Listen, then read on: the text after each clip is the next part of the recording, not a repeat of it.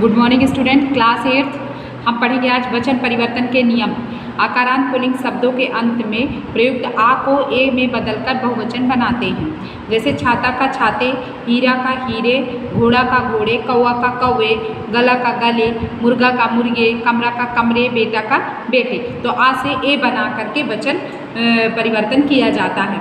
जैसे आकारांत स्त्रीलिंग शब्दों के अंत में ए जोड़कर बहुवचन बनाते हैं। जैसे माला का मालाएं, वार्ता का वार्ताएं, दवा का दवाएं, कला का कलाएं, शिला का शिलाएं, बाला का बालाएं, कन्या का कन्याएं, कविता का कविताएं आदि। आकारांत स्त्रीलिंग शब्दों के अंत में आ को ए में बदलकर बहुवचन बनाते हैं। जैसे नहर का नहरें, बात का बातें, फौज का फौजें, गाय का गाय, पुस्तक का पुस्तकें। इसी तरह इकारांत और ईकारांत स्त्रीलिंग शब्दों के अंत में प्रयुक्त ई तथा ई को इया में बदलकर स्त्रीलिंग बनाते हैं। जैसे बेटा का बेटियां, रोटी का रोटियां, नदी का नदियां, कली का कलियां, डाली का डालियां।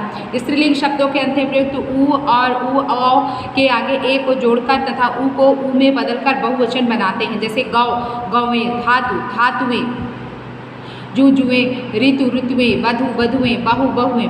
तद्भव स्त्रीलिंग शब्दों के अंत में प्रयुक्त या को या में बदलकर बहुवचन बनाते हैं।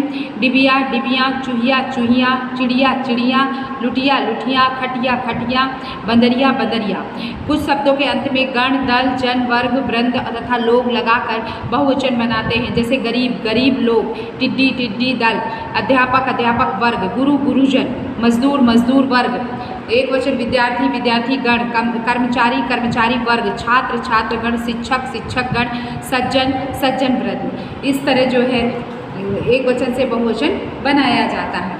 इस प्रकार कुछ शब्दों को एक वचन में बहुवचन में बदलने के लिए उनके साथ कारक चिन्ह का प्रयोग करते हैं। जैसे घर का घरों में, युद्ध युद्धों में, पुरुष पुरुषों ने, साधु साधुओं को, हाथी हाथियों को, गुरु गुरुओं ने। इस तरह बनाया जाता है। इसके बाद देखिए कारक, अब हम पढ़ते हैं कारक। कारक किसे कहते हैं? निम्नलिखित वाक्यों को ध्यानपूर्वक पढ़िए और समझिए। अध्यापक विद्यार्थियों को हिंदी पाठ पढ़ाया, बच्चों रामचरितमानस चौपाइयाँ सुनाई। ये वाक्य आपको कैसे लगे? इन वाक्यों का अर्थ भली भांति स्पष्ट नहीं हो रहा है क्योंकि शब्दों का आपसी संबंध ठीक नहीं है। अब इन्हीं वाक्यों को अगर नए रूप में पढ़िए तो अध्यापक ने विद्यार्थियों को हिंदी का पाठ पढ़ाया, बच्चों ने रामचरितमानस की चौपाइयाँ सुनाई। तो अब इन वाक्यों से अर्थ पूरी तरह स्पष्ट हो रहा है। ने, को, का, के, की आदि के प्रयोग से शब्दों का एक दूसरे से संबंध स्थिर हो जाता है। हम जानते हैं कि अध्यापक तथा बच्चों शब्द क्रमशः पढ़ाया और सुनाई क्रियाओं के करता है।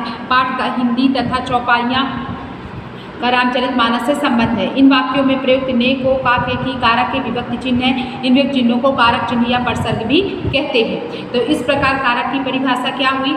इस प्रकार कारक की परिभाषा हुई संज्ञा या सर्वनाम के जिस रूप से उसका संबंध क्रिया या वाक्य के अन्य शब्दों के साथ जाना जाता है उसे कारक कहते हैं। ये परिभाषा अंडरलाइन कर लीजिए और इसे आप अपनी नोटबुक में लिख लीजिएगा, ठीक है। इसके बाद आता है कारक के भेद। कारक के कितने भेद होते हैं?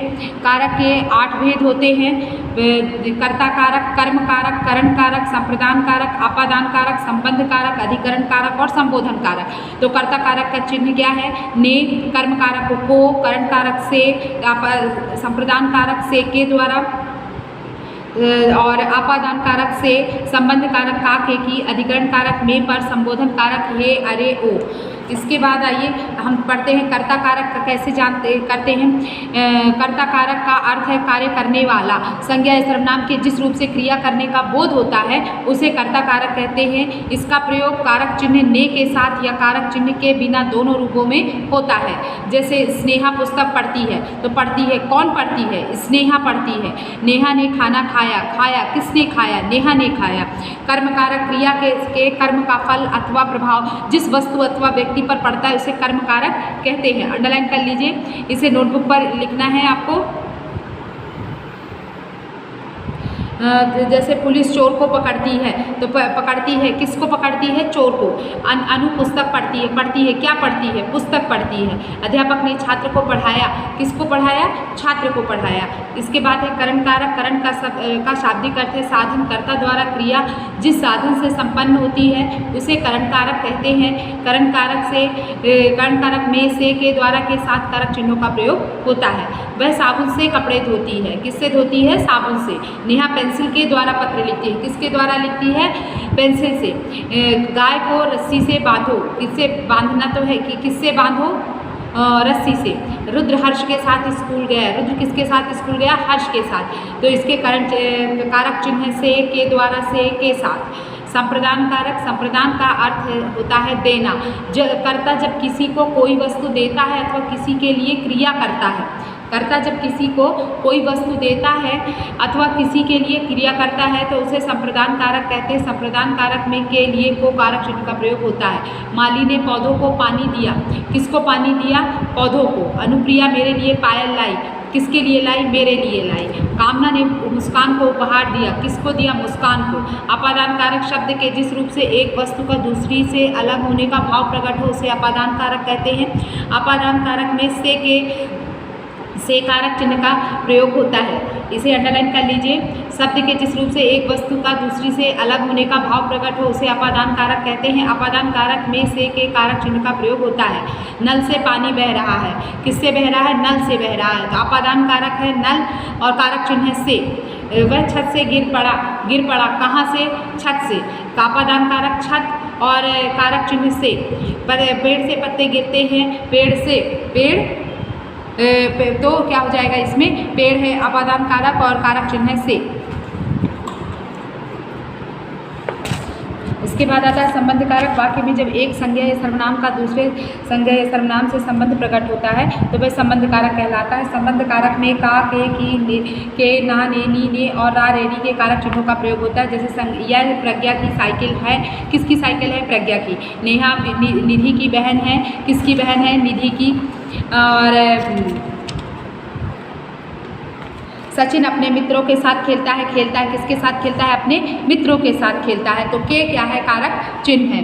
इसके बाद आता है अधिकरण कारक। संज्ञा या सर्वनाम का वह रूप जिससे क्रिया के आधार, स्थान या समय का बोध हो अधिकरण कारक कहलाता है। अधिकरण कारक में तथा पर कारक चिन्हों का प्रयोग होता है। जैसे जंगल में सेब रहता है, कहाँ रहता है? जंगल में। मेज पर कुछ सेब रखे हैं, किस पर रखे हैं? मेज पर। तो अधिकरण कारक है और कारक चिन्ह में और पर है। संबोधन कारक देखिए, अधिकरण कारक अंडरलाइन कर लीजिए। इसके बाद है संबोधन कारक। संज्ञा के जिस रूप से किसी को पुकारा जाए अथवा